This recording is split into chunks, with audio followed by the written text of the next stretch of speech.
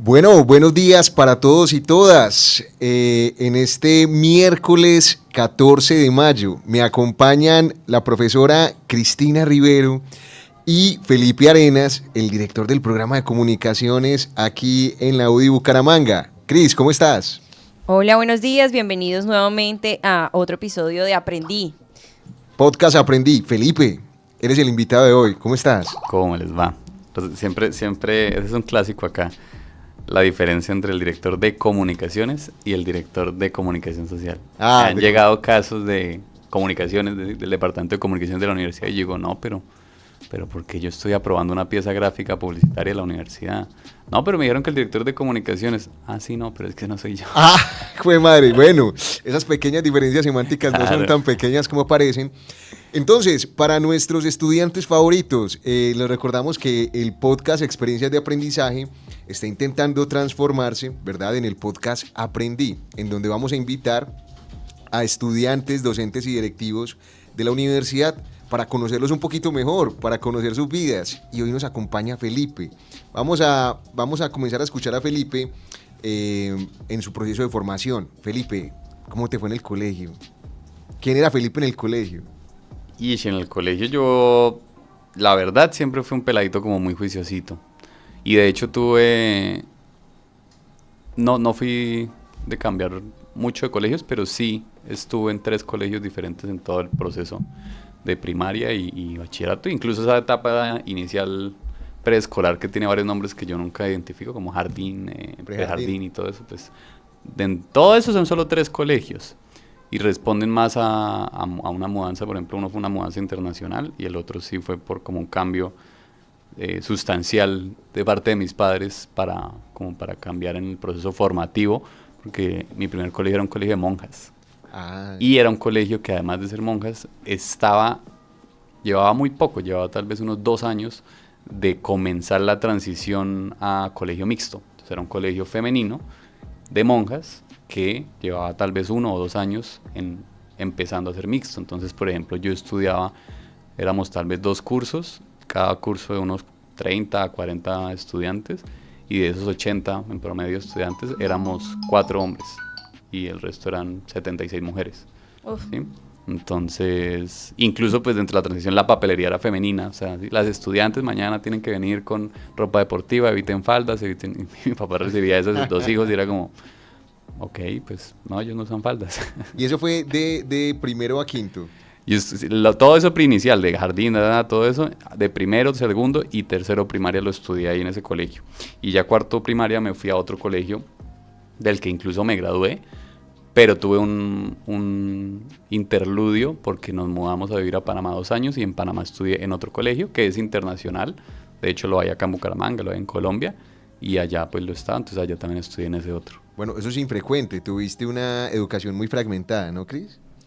Sí, no es común. Además que este tipo de métodos de educación, ¿qué les parece, no? De dividir, separar hombres de mujeres. ¿Cómo perciben ustedes este tipo de métodos educativos? ¿Hay a quienes les funciona? ¿En tu caso funcionó? Pues yo sí creo que hubo una cosa específica dentro de la enseñanza tan primaria, tan chiquito, como de algo tan obvio del respeto a la mujer y el respeto a la diferencia de género, porque de todas formas pues sí hay una diferencia. De eso para mí siempre fue obvio, ¿sí? Que de hecho es algo que a mí me parece complejo. Nunca he estudiado en un colegio solo masculino, pero sí he conocido varias personas que han estudiado en colegios solo masculinos o en colegios solo femeninos, y sí hallo en ellos ciertas habilidades blandas, sobre todo carentes, ¿no? Entonces como que las mujeres de colegio femenino les cuesta un poco la forma de socializar y de compartir con los hombres en un escenario no romántico, y a los hombres les cuesta el trato con las mujeres también en un escenario no romántico, porque pues se ven únicamente como ese objeto sexual, tal vez, ¿sí? Y claro, hay una rudeza entre cada uno de ellos que se intensifica, entonces las mujeres se permiten cierto juego entre ellas, cierto trato, y los hombres también se permiten cierto trato. Entonces cuando salen a compartir con otros, con un escenario mixto, quedan como, uy no, aquí no todos somos hombres, uy no, aquí no todos somos mujeres, ¿cómo actúo? Claro. Entonces la verdad me parece súper equivocado, porque es que la sociedad no es solo femenina, no es solo masculina. O sea, uno estar 11 años de la vida en un escenario así de uniforme, de heterogéneo, no tiene sentido. No, y lo que tú estás diciendo, hay habilidades que se tienen que demoran mucho tiempo en desarrollarse y que uno solamente las gana en el día a día, cometiendo pequeños errores, equivocándose desde que es pequeño y dándose cuenta de que hay cosas que funcionan y cosas que no. Claro, y es que la escuela, el colegio, el jardín son un pequeño mundito, ¿no? Un mini mundito. Claro, y enseñarnos a que en nuestro mini mundito solo hay mujeres o solo hay hombres es una mentira, es totalmente erróneo. Miren que tuve la oportunidad de trabajar en comunicaciones en un colegio y en este colegio pues dividían a los hombres de las mujeres. Y no solo los dividían, sino que ejemplo, como eran campus rurales, entonces el colegio de las mujeres a la derecha, el colegio de los hombres a la izquierda. Ah, pero si eran instalaciones diferentes. Instalaciones diferentes y bien lejos, ¿sí? Okay. Y esto lo hacían a partir del jardín, o sea, el jardín sí lo hacían juntos, y luego pues los dividían. Y pude ver cómo se extraña, ¿sí? Se extraña converger con el otro género y es entendible, o sea, más allá de repente de lo romántico, sí, como que cuando los juntaban, porque a veces los juntaban para ciertos eventos y así, no dejaba de ser el mismo colegio, ¿no? Entonces los juntaban para eventos, era lo máximo, o sea, todos bien presentados, felices. Y pues si en la vida real nos ocultaran a un género del otro, o sea, como que los hombres salen los martes y las mujeres los miércoles, yo creo que también nosotros, por ejemplo, el jueves que salen todos. Todo el mundo haría la mejor. Sí. Claro. Pero fíjate, Cris, qué importante eso. Yo estudié en un colegio militar y es increíble cómo cuando te separan del otro género, comienzan a crearse unas fantasías y unos mitos sobre cómo es el cuerpo del otro género, sobre cómo se comportan. Pero Felipe, no dejemos escapar la oportunidad de preguntarte cuál fue, ¿cierto? Porque estudiaste en Panamá, ¿eso fue qué, cuarto y quinto? No, en números panameños fue sexto y séptimo. Lo que pasa es que Panamá tiene, dentro de su historia, pues tiene una inmersión muy fuerte de Estados Unidos, entonces incluso su componente académico escolar es como Estados Unidos, que tiene 12 años. Entonces, cuando yo me fui de Bucaramanga haciendo sexto, ¿sí? alcancé a entrar, porque nosotros viajamos en marzo de un año, de 2006, viajamos en marzo a Panamá. Entonces en sexto yo estaba incursando en el colegio de acá y al final a mi papá pues sí le dijeron, no, listo, se va. Entonces nos fuimos toda la familia. Y de todas formas allá también la temporada escolar empieza un poco más tarde, empiezan clases como en marzo, en Panamá el inicio del año escolar es en marzo, entonces yo llegué justo a tiempo para empezar el año. Pero como eran 12 años, a mí me promovieron, me dijeron, listo, usted allá en número va en sexto, pero aquí va a entrar a séptimo. Uy, un desafío. ¿Sí? Sí, porque de hecho cuando nos regresamos, nuevamente me volvieron a bajar. O sea, yo hice allá séptimo e hice octavo, y cuando regresé acá, incluso a mí me dieron la opción, me dijeron, puede pasar a noveno, según números, y quedaba con el siguiente año al que yo me había ido. O puede volver a ser octavo, según números, que es con los compañeros que usted se fue. Y yo en ese momento dije como, pues sí, obviamente. Volviste al colegio de donde te habías ido, o sea, sí, te reintegraste. sí, exacto, me reintegré. Entonces me dijeron, yo dije, no, pues sí, obvio, a octavo, junto con los compañeros que venía. Y claramente, más allá de que había una diferencia de años escolares y todo, octavo era octavo. Entonces yo octavo casi que lo repetí, porque vi nuevamente cuadro de Punnett, genética en biología, vi otra vez los inicios de factorización en matemática. Entonces pues hasta bueno, porque yo resultaba ya tenía todo eso aprendido. Entonces pues simplemente fue como un refuerzo académico de octavo. Pero ¿quién ¿sí? se acuerda tan bien de cada una de las temáticas es que de la malla? A mí me va bastante. Y comparando esos dos sistemas educativos, ¿cómo se percibe, o sea, cómo comparas Panamá, el sistema educativo de allá con el de acá? Pues bueno, es que sí, hago la salvedad, solo estudié 2 años escolares y pues un solo colegio en Panamá, entonces no podría decir que todos son así, ¿no? Porque como acá había colegios de muchos estilos, con enfoques artísticos, con enfoques, sí. Al colegio al que yo me fui, otra vez, el antítesis del primero era un colegio de curas, sí, este era un colegio de curas.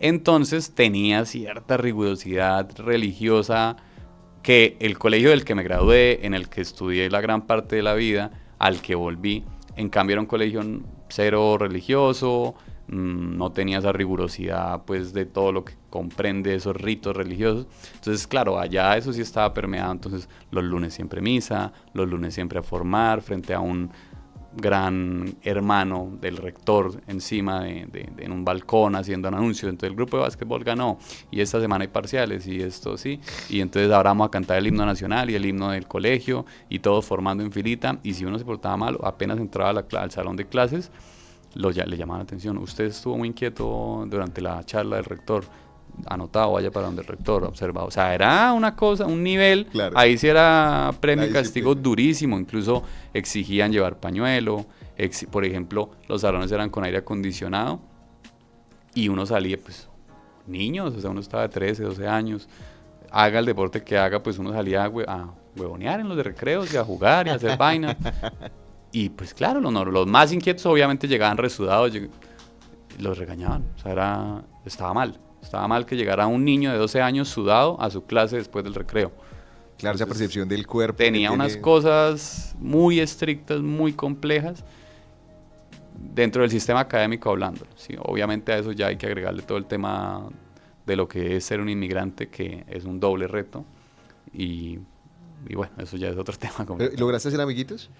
Sí, pero como al segundo año. El primer año fue un año muy solo, fue un año muy complejo porque pese a que Panamá es muy cercana a Colombia, además fue Colombia, eso juega incluso en contra. Entonces sí había un ejercicio de xenofobia fuerte en el que incluso le recriminaban a uno tontamente como de, usted es colombiano, entonces nos querían a nosotros esclavizar a los panameños. Entonces había una segregación evidente y fuerte e incluso grandes amigos que hice ahí al final, pues, y ahí entiendo por qué, si ustedes tienen amigos en el extranjero, donde sea en el mundo, estoy seguro que sus amigos extranjeros tienen amigos colombianos o como mínimo latinoamericanos.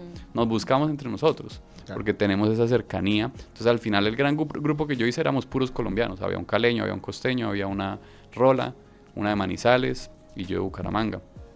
Pero también hice finalmente unos 3 o 4 amigos muy, muy entrañables, muy bonitos, panameños. ¿Y todavía siguen siendo amigos? Con una en particular, pues amigos no, pero con una en particular sí mantenemos bastante contacto porque además es con una colega documentalista una locura. que eso era algo muy loco allá, muy chévere. Y claro, Panamá tiene un mestizaje, tiene un ejercicio intercultural, una locura. Entonces, en mi salón yo estudiaba con personas de ascendencia griega, árabe, china, porque claro, como Panamá es una zona franca, es un puerto, llega muchísima gente de todo el mundo. Entonces llega mucha gente y se queda residiendo allá en Panamá. Entonces yo tenía compañeros del colegio, de los apellidos que ustedes quieran, y cuando uno me preguntaba, no, es que mis papás son chinos, no, es que mis papás son japoneses, no, mis papás son griegos, mis papás son alemanes, mis papás... Entonces Astrid Scheuermann es una gran amiga, documentalista, muy tesa. Saludo para ella. Fotógrafa, yo la molestaba mucho, pero el apellido era Scheuermann, un apellido muy alemán, y ella en este momento vive en Alemania y se mueve por toda Europa haciendo documentales y fotografía periodística. Mándale un saludo en alemán. No, Cris, ve, ahorita Felipe estaba diciendo algo que me parece que fue una insignia, o por lo menos así lo percibo, de la educación en Colombia, y era que los rectores, los directivos, así fueran colegios confesionales o no, ordenaban en filas a los estudiantes, entonces les daban como... ¿También te tocó? Claro, ¿tú no? Claro, todos lo vivimos, ¿no? Que siempre había alguien al que le daba la pálida en la fila. Daban los golpes de calor. Sí, yo tuve una compañerita como el primero que se orinó. Ve, ¿y eso sigue en vigencia ahorita? Sí, yo creo que sí, sobre todo en los colegios públicos se sigue haciendo, sí. Yo creo que debe ser más difícil ahora con los jóvenes porque son un poquito más inquietos, ¿no? O sea, están... Seguramente, sí. Más pero inquietos sí, y más voluntariosos, ¿no? Sí, o sea... sí. No, y también más resistentes a ese tipo de tratos que son, o sea, de mucho control sobre el estudiante. El régimen militar. Sí, sí, una herencia colonial que seguimos teniendo en la educación. Vamos a pasar al bachillerato. ¿Cómo fue ese 10º, 11? Tú eres comunicador social, ¿verdad?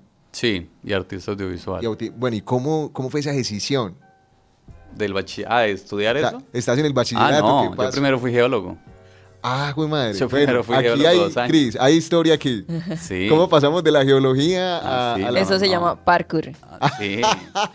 No, a mí me iba muy bien en el colegio, pero siempre fui una persona que se me facilitaba como todos los cursos, me iba bien, pero no sentía que oiga, la química, mejor dicho, me vuelve loco, oiga, la física me vuelve loco, las matemáticas, no. Sí, genuinamente me volvía loco, pero en ese momento no lo identificaba. Los procesos de lo que en su momento era lengua castellana, que hoy en día no sé cómo se llame, español también se puede llamar, ¿sí? Esos cursos de lengua castellana a mí sí me encantaban. O sea, que me pusieran a leer textos, que yo tuviese que hacer ensayos, resúmenes, yo decía, oiga, se me facilitaba aún más y me gustaba mucho más. Pero en ese momento el niño de 12 años, de 13 años, yo me gradué de 15 años. Muy joven. Yo me gradué del colegio de 15 y pues no, yo decía como pues bueno, me va como bien todo, pero como que no tengo así una vocación, una afinidad como específica, identificada. Yo presenté el ICFES, me fue bien, los resultados estuvieron bien, entonces yo dije, ok, ¿y con esto qué hago? Sí, tengo unos buenos resultados, ¿y qué? Entonces empecé ahí ya recibí el ICFES a final de año y dije, bueno, pues tengo que empezar a mirar. Entonces empecé a revisar y en ese momento varios amigos de mis papás eran geólogos y empezaron a decir, oiga, no, la geología es bacana y está dando mucha plata y está en auge y tal. Y yo, uy, bueno, sí, plata. Pues sí, al final uno tiene que trabajar por plata, ¿no? Oiga, pues sí. Bueno, el muestre. ¿Y dónde hay eso? No, en la UIS. Pues a mí me fui en el ICFES. Sí, pues parece que ya a mí me alcanzaría. Pues bueno, me voy a matricular eso. Y me matriculé en geología y pasé. De hecho, no pasé directo, quedé en el repechaje, quedé a 2 puestos de la línea de corte. Y bueno, dentro de los 70 que pasaban, se cancelaron 2 y me llamaron, oiga, quedó el puesto y quiere. Yo, bueno, pues sí. Y lo que ustedes no saben es que soy geólogo. Entonces, no, estudié. Entonces comencé a estudiar en la UIS geología y estudié 2 años, 4 semestres. Uy, un montón. O sea, eso ya te hubiera dado para una técnica. Claro, soy técnico laboral en geología. Técnico en geología. Entonces, duré 2 años, 4 semestres que semestre a semestre iba haciendo los cursos, me vi cálculo 1, 2 y 3, física 1, 2 y 3, química 1 y 2, descriptiva, y absolutamente todos los cursos de geología específicos, rocas sedimentarias, rocas ígneas, rocas metamórficas. Bueno, sí, Nadia Clax. Exploración sísmica. Entonces, Lo que yo decía, pero cada semestre nuevamente un poquito similar al colegio, oiga, me está yendo bien, pero, o sea, a mí esto como que no, ¿sí? Pero yo decía, no, de pronto es que primer semestre y como que todavía no estoy viendo así, pues, las carreras de la profesión. No, el segundo semestre yo creo que le cojo más cariño. Así pasó segundo, así pasó tercero, y ya en cuarto dije, pucha, ya voy en cuarto y yo sigo pensando como que esto, y mis compañeros ya empezaban como a proyectarse como, oiga, qué chimba esto de la sísmica, qué chimba esto de las ígneas, y yo como, sí, no, pues a mí me fue bien en eso, pero pues, Entonces, en ese momento sí como que hice una pausa, ya un Felipe de 18 años, creo que tenía en ese momento, y dije, no, creo que la estoy cagando. Entonces creo que debo replantear esta situación y empecé a preguntarme a mí qué me gusta, o sea, yo de verdad que a mí qué me gustaría hacer. Y yo dije, a mí me encanta el cine, a mí me encantaría hacer cine y me encantaría hacer como todo ese proceso audiovisual. ¿Dónde hay eso? No, en la Nacional lo hay, ok. Bogotá no me gusta, la verdad, Bogotá no es una ciudad que no me gusta, entonces yo una vez dije, no me mata. Ok, acá en Bucaramanga hay una vaina que se llama Artes Audiovisuales en una universidad específica. Y dije, muestre, averigüemos. Casualmente en esa época, un amigo, muy amigo, tenía una novia que estaba estudiando Artes Audiovisuales. Okay. Entonces salimos una vez y yo le dije, oye Andrea, ¿tú qué es esa carrera? ¿Qué hacen ahí en esa carrera? ¿Eso qué venta? Y me empezó a contar y dije, ¿cómo así, marica? Eso suena muy bacano. Ok, listo. Busqué a un egresado, busqué a un profesor, hablé con ella como estudiante, saqué una cita con el director y fui a hablar con el director. Cuando ya supe todo, dije, yo quiero estudiar esa vaina. Entonces ahí ya tomé fuerza y le dije a mis papás, vengan, la cagué. Ay, madre, la conversación. Sí, eso fue, no, la cagué. O sea, no, o sea, yo no quiero estar acá. Y genuinamente yo ya no quiero ni siquiera estar en clases porque ya me está afectando mucho. Porque es que yo ya estaba yendo a la UIS, me quedaba sentado dentro del carro a dormir, no entraba a la clase. Porque yo no quería estar ahí. O sea, yo ya había identificado que yo no quería estar ahí. Entonces mis papás, bueno, ahora acortando el cuento, que mis papás de todas formas siempre me han apoyado muchísimo. No voy a decir que fue de una vez, sí, listo, todo bonito. No, pues fue todo un proceso.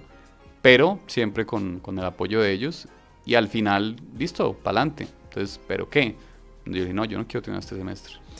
Cris, nosotros lo hablábamos, ¿no? O sea, hay un momento muy inoportuno en el que, estando muy joven, tienes que tomar una decisión que es un parteaguas en tu vida, ¿no? Sí, de hecho, estaba buscando esto y es que en una de las cartas a la directora de Opinión del País, del diario El País, le escribieron: vivimos tiempos curiosos. A los 18 años, muchos jóvenes eligen carrera como quien elige número en una ruleta. Algunos apuestan al prestigio asociado a una profesión, otros al dinero y pocos, muy pocos, a la felicidad que esa actividad les brindará. No los culpo, se nos ha enseñado que es mejor ser un ingeniero infeliz que un artista satisfecho. Que es más digno tener una nómina que una vocación. Y claro, así andamos, con aulas llenas de futuros profesionales, pero vacías de pasión. No digo que todo el mundo deba ser poeta o músico, pero ¿y si empezáramos a tomarnos en serio eso de hacer lo que amamos? Igual, solo igual, hasta el lunes tendría un mejor sabor. Uy, tremendo, Cris, tremendo. Yo vi que tú lo publicaste en Instagram, en WhatsApp, y lo leí y dije, mierda. Sí, es que al igual siendo docente nos damos cuenta de lo de los aulas vacías de pasión. Sí. Y más allá de que comunicación social no sea pues una ingeniería o una ciencia exacta, muchos lo estudian porque decidieron que de repente lo que les gusta realmente hacer o lo que quisieran ser no es digno o no les va a dar dinero. Comunicación es otra vía, ¿sí? Claro. Y cercana a lo que les gusta. Que eso pasa mucho en comunicación desde toda la vida, ¿no? Quiero ser presentadora, quiero ser reina o quiero ser, en el caso de los chicos, actor, entonces, o músico, y pues de pronto por el medio puedo entrar, y no estamos cerca de eso. Y no es fácil, ¿no? O sea, no es fácil cuando eres joven de tomar tus propias decisiones. No. O sea, porque es que yo veo que tuviste un proceso de orientación vocacional autónomo. Sí, de acuerdo. No, de hecho nunca hice como esos test de orientación vocacional, que hay test psicológicos de como uno para qué es bueno, según cuentas. Pero por ejemplo, sí, ya cuando cambié de carrera, tal cual lo que leí ahorita la profe, lo percibí 100% a positivo y a negativo, a positivo conmigo y a negativo un poco con el entorno. Entonces, claro, yo me voy de geología y me acuerdo mucho que el día que fui a donde la secretaria de geología en ese momento, yo le dije, voy a cancelar esta vaina. Y ella me dijo, ay, un código. Pero, ¿por qué? O sea, ¿cómo así? Usted tiene un buen promedio, o sea, está en la UIS. Porque yo le dije, y yo me quedé mirándola ya absolutamente convencido. Y yo le dije, no me acuerdo cómo se llama realmente la secretaria, en ese, porque ya no es la misma. Un saludo para ella. Y yo le dije, ¿y yo qué saco con ese promedio si yo no estoy siendo feliz? Pero ahí apenas tenías los 18. Yo tenía 18. O sea, ni siquiera elegiste carrera a los 18. Elegiste cambiarte de carrera a los 18. Exactamente. Estabas muy pequeño. Bueno, y a la mayoría nos toca, así como tú dices, ya tuve un buen ITFES, o sea, no puedo quedarme sin hacer nada porque lo sabático está mal visto, porque tenemos que producir, porque tenemos que aprender, pero bueno, ya son de que se elige a los 15 añitos, 16 añitos una carrera, ¿no? Sí, entonces en ese momento, bueno, yo le respondí sí y me fui. Pero como era mitad de semestre, pues yo no podía ingresar de una vez a carrera, entonces tenía que quedar haciendo, y obvio, mis papás en su momento fue como, sí, listo, todo bien, pero pues no se me va a quedar aquí en la casa 2, 3, 4 meses, sino vamos a ver qué hace. Entonces yo ahí empecé a trabajar, fui vendedor en una tienda de ropa, y esos 4 meses me dediqué a ser vendedor en una tienda de ropa, y terminé administrando una en Megamall, de esa marca de ropa, y de ahí ya cuando comencé a estudiar en artes, desde el día 1, yo dije, uy, qué diferencia, o sea, cómo ya identifico que es que esta vaina es. Claro, ¿sí? Que siente la pasión. Y yo ya empecé a sentir que esa vaina fluía facilito y yo simplemente sentía que yo estaba ahí como en un curso vacacional elegido propiamente y delicioso. Yo estaba ya vacacionando, pero pues iba a clases y hacía parciales y delicioso, delicioso. Y entonces ahí cuando ya arranqué artes, y claro, ahí ya tenía, y de hecho en el primer semestre de artes audiovisuales, cuando preguntan como, bueno, ¿y cómo eligieron artes, tal? Éramos como 12 estudiantes de primer semestre en ese momento. De los 12, 3 dijimos en ese momento, pues yo ya contando mi anécdota cambié, 3 dijimos como, no hubo problema por estudiar artes. Pero los otros 9 sí dijeron, no, yo estoy acá regañadientes, pero mis papás ni por el chiras querían pagarme artes audiovisuales, porque es que, ¿qué es eso? ¿Usted cómo va a ser artista? ¿Usted cómo? Sí, qué miedo. Entonces eso sí era muy común. Y ya en el trayecto, pues ahí me encontré, fue con algo particular, es que listo, pues yo ya venía de 2 años, pues no digo perdidos, pero 2 años invertidos en un proceso que no culminé, más el semestre que trabajé. Entonces yo decía, no hombre, yo voy aquí con toda y me voy a comer esta universidad con toda, y me metí a lo que a ustedes se les ocurra, yo hice parte de la universidad. Cuando veíamos compañeros, pues claro, ellos eran chicos de 16, 15 años, con otra metodología, con otra intención, con otra dinámica. Entonces, de todas formas era como andar con ellos, pero pues como en otro mood, ¿sí? Estábamos en 2 moods un poco diferentes, yo tal vez un poco ya más aterrizado, porque pues ellos estaban, y era comprensible. Yo era así cuando arranqué geología, obviamente, mucho más fiesta, mucho más un ambiente universitario como más laxo. Ya que también hace parte del aprendizaje. Por supuesto, y es necesario. Yo incluso cuando voy a salonear o cuando hablo con un estudiante, yo le digo eso, yo le digo, sí, muy bonito y muy juicioso y todo, pero ¿y usted en fiesta? Porque es que necesitamos enfiestarnos, necesitamos dentro del proceso formativo socializar, lo que signifique fiesta para cada uno, ¿sí? Claro, no un equilibrio no hay un tipo de fiesta. Entre lo apolíneo y lo dionisiaco, ¿no? Un poquito de aquí, un poquito de allá.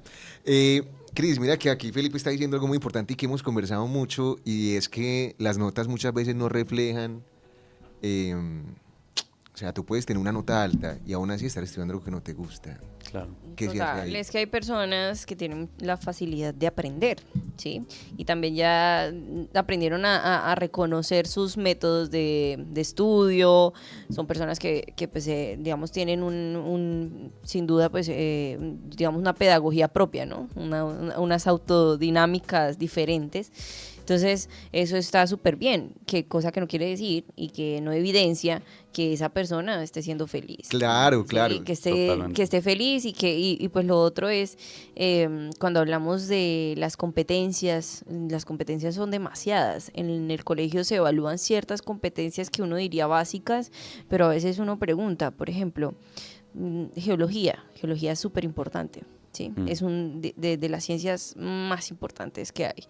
Es pesada, ¿no? Es una geología, uno habla de geología, no cualquier persona estudia geología, no cualquier persona la elige, pero en el día a día, ¿qué tanto lo que aprendiste en esos 4 semestres de geología lo usas? ¿Sí? Sí, correcto. Entonces, esa es la realidad. En cambio, pues de comunicación social, suena pendejo, suena soso, incluso a veces lo hacemos ver tan sencillo que se nos olvida que desde la casa, desde la pareja, todo el tiempo en el trabajo estamos comunicando socialmente. Uy, sí, estoy completamente de acuerdo.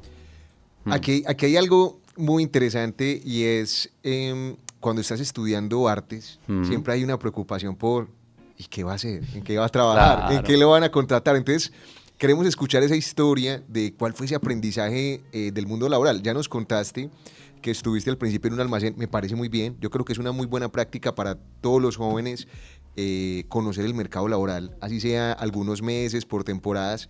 Eso construye carácter, ¿cierto? No es lo mismo cuando a ti te financian la educación a cuando tú tienes que pagarte a tú mismo, porque sabes cuánto vale y el esfuerzo es diferente. Entonces ya habías tenido esta primera experiencia, empezaste a avanzar en la carrera y ¿cuándo comenzó ese universo laboral para Felipe? Pues en realidad que esto no lo escucha el Ministerio del Trabajo y de la Familia porque honestamente yo como de los 14 años trabajo. Entonces, de hecho, mi primer trabajo yo tenía 14 y unos amigos de mi familia eran los dueños, porque eso ya lo vendieron, de un parque, llamémoslo de diversiones, popular acá de Bucaramanga. Y en Navidad ellos ponían un trencito dentro de un centro comercial, un trencito que giraba en una O, hacía un círculo constante. Entonces mi trabajo era recibir al chico, al niño pequeño, yo tenía 14, o sea, un niño de 2, 3 años, lo recibía el dinero del padre que me pagaba la boleta de subirlo al tren, lo subía, lo acomodaba, lo aseguraba, encendía el tren, daba la rutica, se bajaba el niño, le daba un caramelito y se iba. Ese fue mi primer trabajo, yo tenía 14 años, respondía por el dinero, respondía por la cantidad de chicos que iban, y de ahí en adelante yo siempre tuve trabajos de ese estilo informales, pues porque es que era menor de edad además, o yo siempre fui un gran emprendedor del colegio. Yo tenía mi microemprendimiento yo era un microtraficante de dulces, chucherías y contenido. Todo el tiempo, yo todo el colegio vendí, cocinaba, hacía tortas, hacía brownies y los llevaba y los vendía. Incluso una época conseguí una panadería acá en La Victoria que vendía roscones muy ricos y muy baratos de bocadillo y yo llegaba con una bolsa de roscones y vendía roscones en el colegio. Entonces yo todo el tiempo estaba haciendo eso y fue una modelo de aprendizaje también que mi madre sobre todo nos lo inculcó y era a mi mamá y a mi familia les gusta mucho la cocina y la pastelería, a mí me encanta también. Entonces vamos a hacer esto, vamos a hacer unos hojaldras y vamos a salir a venderlas en el conjunto. Okay. Y con ese dinero que vamos a recoger nos vamos a ir al cine. Una actitud o nos vamos a ir a comer un helado. Con el dinero que ustedes están ganando vendiendo las hojaldras, vendiendo los mazapanes. Entonces, realmente, desde chiquitico, yo he venido trabajando. Formalmente, ese trabajo de la tienda de ropa, pues sí, ahí ya es mi primer trabajo absolutamente formal, con contrato, ya tenía los 18 años. Y de hecho, cuando empecé artes audiovisuales, seguí trabajando. El primer semestre lo seguí trabajando, me pidieron el favor, porque yo dije, no voy a trabajar más porque pues ya vamos a dedicar al estudio. Me dijeron, no, venga, vamos a cerrar una tienda en Cuarta Etapa, que es muy cerca a la universidad donde estudié. Háganos un favor, administre esa tienda mientras cerramos. Quedan unos 5 meses, 3 meses, simplemente como que cuide, porque pues esa tienda estaba en decadencia, ese centro comercial tiene muy poquito flujo de personal. Entonces, cuídela mientras cerramos y ya ahí nos colabora como por confianza y todo. Yo listo. Entonces yo iba en la mañana a la universidad y en la tarde administraba la tienda de ropa. Ya después de terminar ese semestre, me ofrecieron, yo dije, no, ya ahora sí solamente quiero estudiar. Y me dediqué a estudiar, me dediqué full a estudiar toda la universidad e incluso pues cuando iba a empezar tercer semestre de artes sentía que, porque siempre he sido muy inquietico, me cuesta un poco el tiempo libre, 100% libre. Es algo que trabajo en el día a día por aprovechar y disfrutar mi ocio, permitírmelo. Pero en ese momento pues todavía era un pequeño adolescente que quería seguir comiéndose el mundo. Entonces dije, no, tengo mucho tiempo libre, ¿qué hago? Hagamos otra carrera. Entonces empecé a estudiar comunicación social simultáneamente. Entonces ahí sí ya copé mañanas y tardes y me dediqué a estudiar las 2 carreras full. Entonces ahí conseguía trabajos, era ya empecé a ejercer mi profesión. Entonces tomaba fotografías, hacía videos, pero eran trabajos de pequeño aliento, de corto aliento dentro de la universidad. Y apenas me gradúo, sí, comienzo el proceso laboral, que de hecho yo no hice práctica académica, no hice una práctica empresarial, ¿sí? En esa universidad había una modalidad de práctica que a uno le permitía estudiar en otra universidad y con eso le homologaban la práctica, ¿sí? Entonces yo en ese momento me gané una beca para irme a Argentina y estudié un semestre en Argentina y eso fue mi práctica. Okay. O sea, yo simplemente vi unos cursos en la Universidad Argentina, el promedio de esos cursos fue mi nota de práctica. Entonces yo hasta ahí no me había vinculado nuevamente a nivel laboral. Me gradúo de la universidad y comienzo a trabajar, ¿sí? De hecho, mi primer trabajo me regalé, y fue un rodaje de un cortometraje acá en Santander. Me regalé porque estaba desocupado, no había recibido el cartón todavía. Entonces yo dije, bueno, ¿qué es? Me encontré una profesora y me dijo, lo invito al cortometraje. Y yo, listo. Fui al cortometraje, participé en el cortometraje detrás de campo, pues dentro del ejercicio logístico como artista audiovisual. Y ahí me encontré con un compañero de la universidad y yo le dije, uy, mano, estoy desocupado, o sea, pero estoy esperando título y tal. Marica, yo acabo de renunciar a un sitio, si quiere lo recomiendo. Eso sí, es un trabajo duro. Ese editor, solamente ese editor de video, es compleja la gente de que maneja esa empresa, es solo usted, pero si quiere, pues hágale. Y yo, listo, hágale. Me recomendó, empecé a trabajar con ellos, duré 6 meses. A los 6 meses renuncié porque efectivamente era muy duro. Tenía razón el compañero. Sí, era humanamente, o sea, no laboralmente, pues no, sí, era editor. Yo tenía que editar contenidos y todo mi día era editando contenidos, pero sí había un carácter humano que no fui capaz de tolerar ya a los 6 meses. Cris, aquí Felipe nos está diciendo algo que yo creo que es un común denominador entre todos los recién egresados de un programa, y es que para el primer trabajo hay que regalarse. ¿Eso es verdad? Pues es que la primera experiencia laboral, para nadie es un secreto que a las empresas le cuesta ser la primera que te contrata, ¿sí? Porque tus errores le van a costar dinero. Claro. Entonces, si bien tú haces una práctica, eso no garantiza que tú hayas estado más de 6 meses en esas empresas. Por eso es importante lo que estaban hablando ustedes, y es tener una experiencia laboral, así no sea en mi campo o en mi profesión, pero tener una experiencia donde tengo un jefe, donde hay una jerarquía. Y es que, y estos días he dicho mucho esto, por diferentes situaciones que se me han presentado. Yo creo que a nosotros se nos dificulta entender que tenemos que obedecer. Nosotros tenemos que obedecer, ¿sí? Entonces, si bien podemos ser críticos y todo, en la vida no siempre podemos hacer lo que se nos viene en gana, ¿sí? ¿Por qué? Porque no siempre tenemos la razón, y menos cuando estamos recién saliste, recién te graduaste, recién naciste. Entonces, la obediencia también hace parte, o sea, también hace parte de las cualidades importantes. Puede ser una cualidad. La obediencia está satanizada, ¿sí? Entonces, si tú tienes un jefe, tienes que obedecerle ciertas cosas, porque para eso es tu jefe, para que te dirija, ¿cierto? Si tú tienes un maestro, también te va a dar ciertas instrucciones, tú las obedeces. Cosa que no quiere decir que si las instrucciones son descabelladas o las directrices son groseras, tú tienes que hacerlo, ¿no? Pero es diferente, eso ya es distinto. Y siento que ahorita, por ejemplo, hay un caso de un practicante de una universidad de Bogotá. Un practicante que el chico decía que,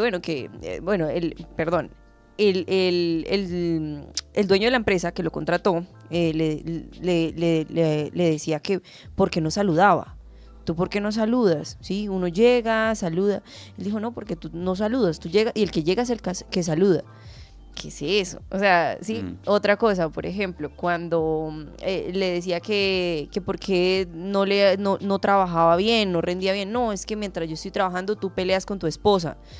¿Qué tiene que ver? Mi esposa es mi socia. Le decía, mi esposa es mi socia, no solamente es mi esposa, ¿sí? Entonces, claro. Y entre socios hay disgustos. Y yo de una vez interpreté y dije, no, este chico no ha estado trabajando en otro lugar. O sea, en todos los lugares hay discusiones personales, hay cosas que se vuelven muy pasionales, situaciones así de difíciles, y pues a uno le toca enfrentarlas. Entonces creo que este tema de la obediencia está satanizado y no se está tomando muy en cuenta. Cris, estás diciendo algo fundamental, y es que nosotros los que somos obreros, trabajadores, ¿cierto? Experimentamos la realidad de quien está recibiendo el salario, ¿cierto? Y en función de eso desarrollamos un cierto tipo de comportamientos, pero así no lo creamos, la vida da muchas vueltas y uno puede pasar de ser el empleado a el empleador. Y entonces ahí es donde tú entiendes muchas de las actitudes que tienen las organizaciones con respecto a los empleados, que quieren robarse un pedacito del tiempo, lo han dicho ustedes, que tú te estás desangrando para poderle pagar el salario y él no rinde al 100. Tuvo un accidente y te tocó pagar la incapacidad y todo ese dinero sale de tu bolsillo y eso es frustrante. Claro. Entonces es muy importante tener como esas dos perspectivas y Felipe es alguien que nos puede hablar de eso porque ahorita, cierto, Felipe es una persona muy joven, tiene 30 años, ya ocupa un puesto de liderazgo como director del programa de comunicación social aquí en Audi. Entonces ya ahorita controlas personal, tienes responsabilidades. ¿Cómo fue ese giro de verle desde la otra parte del mostrador? Pues antes de hablar de eso, que sí quisiera como agregarle otro fragmento que de hecho en su momento dentro de la línea cronológica que estamos planteando de mi vida, mi primer trabajo dije, esto está terrible, jefes terribles, humanamente terribles, y dije no, tema de la obediencia, estoy completamente de acuerdo con lo que dice la profe, y en ese momento yo también dije como, no, a la mierda todo este sistema como tradicional, voy a ser mi propio jefe, voy a emprender. Me compré mis equipos y empecé a ofrecer mis propios servicios y pues, mi ciela, resulta que tú tienes que obedecerle a tus clientes, ¿sí? Y tienes ahora no un jefe, tienes 70 jefes que son sus 70 clientes. Claro. Entonces, así como que la independencia o el emprendimiento también te va a eliminar este aspecto entonces ahora tú no le vas a responder a nadie, no, lo siento mucho, pero el cliente, que es el que te va a dar la papita, te va a decir, no, ese video no me gustó. ¿Por qué? No, porque no me gustó. Pero no sé, deme más. No, y bueno, pues usted lo quiere decir. A mí no me gusta ese video, a mí. Pero usted lo quiere así, usted lo está pagando. Pues bueno, sí, está bien, hagámoslo así. Entonces, ni lo uno, o sea, en los dos escenarios hay que entender ese ejercicio de la obediencia y hay que entender esas dinámicas de todas formas si hay un tome y lleve, si hay una parte de cesión, de todas formas tengo que ceder ante estas condiciones de poder, porque en absolutamente todo hay condiciones de poder, ¿sí?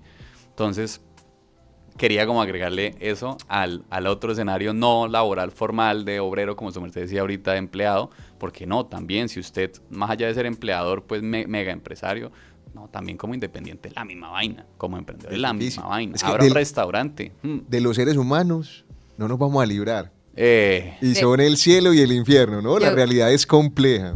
Yo creo, Santi, qué pena que meta ahí la cuchara. Yo creo que, de hecho, esos empleos que le dicen a uno de trabajar bajo presión, son de verdad bajo presión, pero a fuego. Te están avisando. Pienso que son importantes. O sea, el tener un trabajo, al menos en la vida, una experiencia en esos trabajos, le hace a uno también saber equilibrarse en las demás organizaciones. ¿Sí? Entonces, yo creo que lo hemos tenido y uno le agradece el saber autocontenerse, el saber también de pronto contener a los compañeros, llegar a ciertos límites. Entonces, yo creo que eso es súper importante.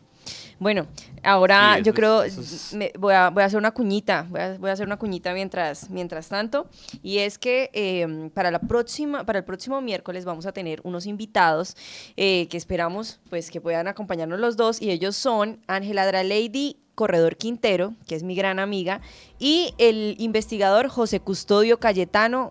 Perdón, no vamos a tener a José Custodio Cayetano García Rovira, vamos a tener al investigador Hernán Darío Castillo Quintero. Ellos dos nos van a acompañar el próximo miércoles aquí en Aprendí. ¿En qué están ellos? Bueno, ellos están trabajando, en ese momento están presentando su crónica Un hijo ilustre de Bucaramanga. Es una crónica espectacular, en este momento les presento por acá el libro. Es un libro muy bonito, muy bien hecho, es de la Casa del Libro Total, y pues les voy a leer por acá de qué trata. Esta crónica revive la historia íntima de José Custodio Cayetano García Rovira, prócer de la independencia y uno de los hijos más ilustres de Bucaramanga, a través de un relato emotivo y profundamente documentado con fotografías de época y archivos históricos. El lector descubrirá no solo al líder militar y político, sino también al joven estudioso, al ciudadano comprometido y al ser humano que con dignidad y valentía entregó su vida por los ideales de justicia y libertad. A mí me parece muy interesante esta crónica, además que yo ya tengo mi libro, mi crónica. Ellos van a estar, como les digo, el próximo miércoles con nosotros. Los profes, el profe y el director ya tuvieron hoy la oportunidad de saludarlos a los autores, en este caso el investigador Hernán Darío, del Magíster, y a Ángela Dralady, que es una candidata a doctora. Entonces no sé qué percepción has tenido tú, profe Santi, de este libro que ya también lo has podido tocar, lo has podido tener en tus manos. O sea, desde cómo se ve, ya sabemos que el libro tiene un contenido súper interesante. O sea, siento que es un producto que se hizo con mucho mimo, con mucho cariño. Además, me sorprende porque es muy compacto, ¿verdad? Es un libro que va al grano y creo que tenemos, hombre, la oportunidad de explorar productos de la academia, ¿cierto? Muchas veces pasamos por alto lo importante que es leer a otros profesionales que están, ¿cierto?, en sus primeras publicaciones. Todos los que llegaron a ser grandes, ¿cierto?, escritores, académicos, no sé qué, comenzaron con pequeñas publicaciones, ¿sí o no? Como cada rectoría urgente. Ah, bueno. Tranquilo, Direct, es entendible. Felipe, muchísimas gracias por acompañarnos hoy. Cris, ¿qué te parece si le pegamos una leidita? Y les vaya bonito. Chao, chao. Chao, Felipe, Chao, muchas gracias Direct, por acompañarnos. muchas gracias. Le damos un fragmentico y conversamos del... Listo, a mí me parece súper. Bueno, voy a elegir que libromancia. Ah, libromancia. Muy bien. No, mentiras, vamos a ver. Explícanos en qué consiste la libromancia. Explícanos tú fuiste el que me dijo, bueno, libromancia, es hacerle una pregunta a un libro y que él te la responda, ¿no? Claro, claro, es tener la confianza en que el libro puede comunicarte algo que tú no esperas, ¿verdad? Y te habla, ¿cierto? Y entonces vamos a preguntarle ¿cuál es esa particularidad bumanguesa, ¿cierto? ¿Qué es lo bumangués? ¿Qué pasa aquí en Bucaramanga? ¿Qué es lo que la identifica? Y ruedan las páginas. A ver, no hay muchas, entonces vamos a ver. Tú me dices dónde. Ahí. En la listo. página derecha, en el párrafo de abajo. En el último. Sí. Dice: al recorrer los distintos momentos de su trayectoria, desde su formación académica hasta el trágico final de la huerta de Jaime, esta crónica no solo honra su memoria, sino que también nos invita a reflexionar sobre el papel transformador de la educación y sobre todo la necesidad de formar personas dispuestas a pensar, actuar y servir con ética, compromiso y valentía. Mira qué importante esa imagen de la relación entre el campo, ¿cierto? Y la educación, que creo que es algo que caracteriza no solamente a Bucaramanga, sino a prácticamente todo el país. Nosotros somos un país que, digamos, tiene una relación muy fuerte, ¿cierto? Campesina, ¿cierto? Con la generación de los insumos, con la siembra. Y cómo se da esa transición hacia las ciudades, cómo comienza a volverse importante la civilización. Ahí hay unos elementos, o sea, que nos permiten rastrear cómo llegamos hasta donde estamos hoy, ¿no? Tal cual. Y es que yo creo que qué mejor que esta historia que tú dices la narren personas santanderianas, ¿sí? Total. Está investigada por un santanderiano que estudia en Santander o que estudió en Santander y escrita o interpretada y escrita por una santanderiana también. Entonces ahí van a entender mucho más esas raíces tan rurales que tenemos, pero además esa importancia, digamos, para el santanderiano de formarse, ¿sí? De formarse y pues, bueno, el régimen militar siempre nos ha atravesado, ¿no? Yo los invito a que nos acompañen el próximo miércoles, que van a estar ellos con nosotros y pues nada, esto va a estar interesante. Esto va a estar interesante. Creo que nos interesa hablar de José Custodio Cayetano García Rovira, lo que hablábamos de los nombres. No, y lo vamos a conocer y nunca está de más hacerse una idea de cómo afrontaron las dificultades de otras épocas, los personajes pues que llaman la atención, porque es que fíjate que algo tuvo que haber pasado en su vida para que despertara el interés de estos, porque son dos investigadores, ¿verdad? Una investigadora y un investigador, que dedicaron una cantidad voluminosa de tiempo a tratar de entender cuál fue su comportamiento, ¿cierto? Cómo fue percibido por su sociedad. Y la verdad que esos de los ejercicios, Cris, que yo creo que son más gozosos en la academia. Uno, digamos, en nuestra tradición académica, vamos a la teoría, vamos al texto, vamos a la discusión y muchas veces dejamos de lado la vida. No, total. Ve, yo te cuento una anécdota. Tuve una profesora de Kant, de Immanuel Kant. Sí. Conocidísimo por la crítica de la razón pura. Y resulta que en la introducción del curso de esta profe, ella nos cuenta que siendo un gran intelectual, o sea, reconocido porque era muy puntual, fíjate que él vivía en Königsberg, y dicen que ajustaban los relojes viendo pasar a Kant. O sea, era un tipo meticuloso. O sea, pasaba a las 2 de la tarde todos los días, entonces la gente ajustaba el reloj cuando iba pasando Kant. Era además un intelectual que en esa época, ¿cierto? Estamos hablando de 1700, ya tenía conocimiento desde Alemania, ¿cierto? Sobre la existencia de Latinoamérica. Y entonces algo muy curioso es que nos cuenta que dentro de su saber académico, científico y técnico, decía que en América habían sirenas. Ay, ¿qué? No, claro, defendía, no, y además defendía unas ideas terribles en las que decía que los afrodescendientes no tenían alma. Entonces, o sea, como que interesante ver cómo nosotros somos sujetos de una época, por más... Pues tenía, obviamente, también tuvo aciertos, creo yo, ¿no? O de repente no aciertos, pero tenía unas teorías un poco más aterrizadas y un poco más, pero es que... además evidenciadas. No, entonces, pues... es como separemos la obra del artista. No, total. Y además que era una persona muy, muy noble, o sea, digamos, tenía estos comportamientos, pero era un tipo increíblemente noble. Logró acumular una pequeña fortuna, pero la gastó toda en beneficencia. O sea, y era una persona con la que todo el mundo quería estar. No, Kant, digamos, ha sido un gran intelectual y además que su obra, ¿cierto? La crítica de la razón pura, puso los fundamentos de la filosofía fenomenológica que después dio paso a Hegel, a Husserl, ¿verdad? A Heidegger, todo lo que nosotros conocemos de alguna forma se lo debemos a Kant. Pero sí es bien interesante como estos ejercicios académicos nos permiten ver al personaje desde otra perspectiva. Total, conocerlo 360, ¿no? 360. Y un poquito más íntimamente porque los investigadores se van a toda, ¿no? Preguntan y van a su árbol genealógico, a su ascendencia. Es espectacular, ¿no? Este trabajo investigativo cuando se refiere a una sola persona, que de hecho ahorita hay una polémica. ¿Sí sabes de la polémica de Diana Uribe? Ay, sí, escuché algo ahí y tiene que ver también con la hija, ¿no? Como que... Sí, la hija también es coautora ahí en el libro, pero resulta que ahorita perdí el nombre vamos a ver si lo encontramos, el nombre de la autora implicada, y es que la contrata la firma de libros de Diana Uribe para escribir, para escribir el libro. Okay. La investigación, pues, al parecer es de varias académicas, pero ella escribe el libro.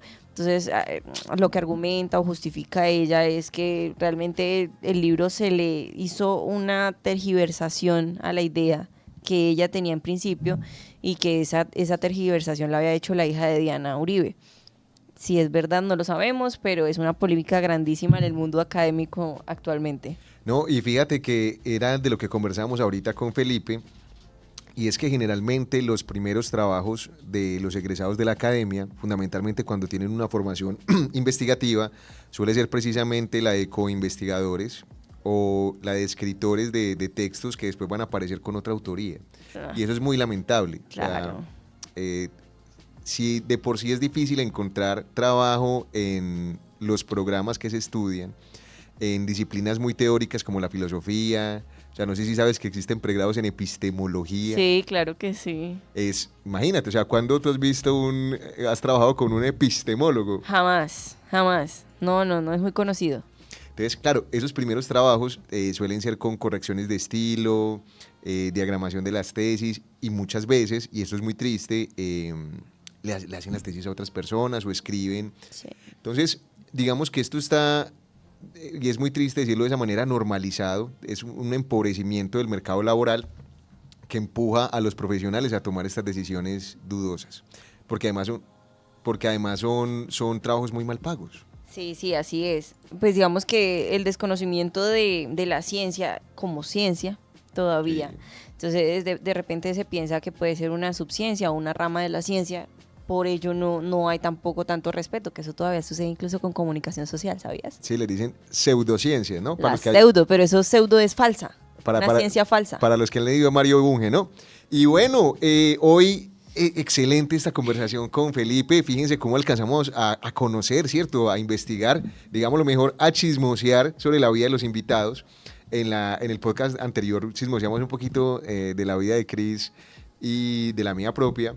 Y esperamos para la próxima poder conversar con estos dos académicos sobre su libro. Y nada, agradecerle a nuestros estudiantes favoritos, a toda nuestra audiencia por acompañarnos, por escucharnos. La verdad que lo ideal es que eventualmente acaben en esta sala, ¿verdad? Así es, estamos esperando que ustedes nos digan que quieren estar por acá. Recuerden que también pueden acompañarnos de manera virtual o digital a través de videollamada y pues nada, conversar un ratico con nosotros. El objetivo es que dentro de 15 días podamos comenzar a conversar, ojalá con estudiantes, que pudiéramos entrevistar a algunos estudiantes. Genial. Vamos a colocárnoslo como reto. Muchas gracias. Nos vemos en la próxima emisión. Chao, chao. Nos vemos el próximo miércoles. Bye, bye, bye. Chao.